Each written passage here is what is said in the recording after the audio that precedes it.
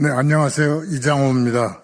하나님이 보호하사 우리나라 만세, 하보우만의 줄임말입니다. 하보우만의 약속은 대한민국에 주신 하나님의 언약을 의미합니다.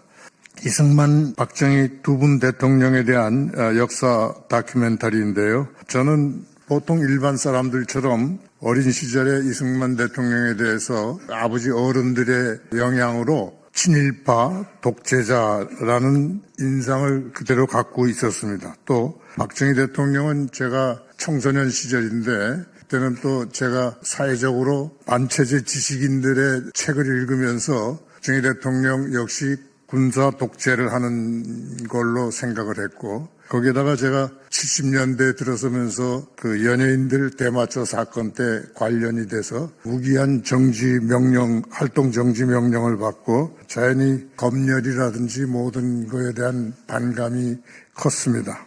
그러다가 기독교에 귀의하면서 기독교의 영향으로 진실이라는 거, 역사의 진실이라든지 우리 인간의 진실이라는 면에 대해서 생각을 많이 하게 되고, 그러면서 역사도 다시 한번 검토하는 그런 과정을 거쳤습니다.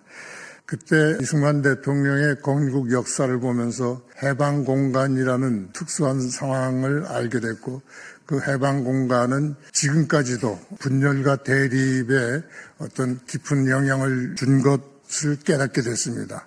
그래서 내가 여태까지 영화 관객을 통해서 잘못 알려준, 현실을 왜곡하고 알려준 이런 것들에 대한 사죄하는 의미에서 이 영화를 기획하게 됐고 만들게 됐습니다. 우리가 살아온 동안에 그동안에 효선이, 미선이, 사드 거짓말, 후쿠시마 거짓말, 박 대통령 탄핵, 세월호, 이태원 사건 등 지금은 금투세 계엄령까지도 현실을 왜곡하는 그런 소문을 퍼뜨리면서 우리나라의 중산층을 무너뜨리고 윤석열 대통령을 탄핵하고, 어떻게 보면은 종중의 세력이 지금 우리나라를 위태롭게 만들고 있다고 생각합니다.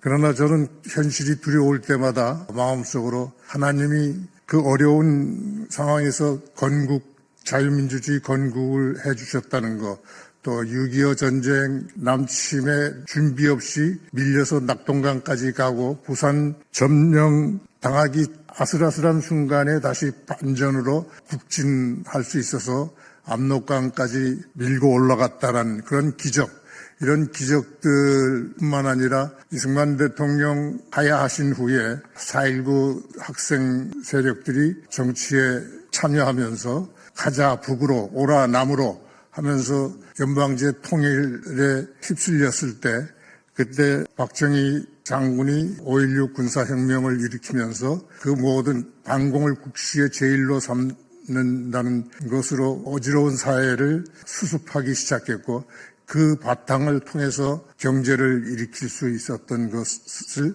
저는 모두 하나님의 언약이 지켜진 거라고 생각합니다.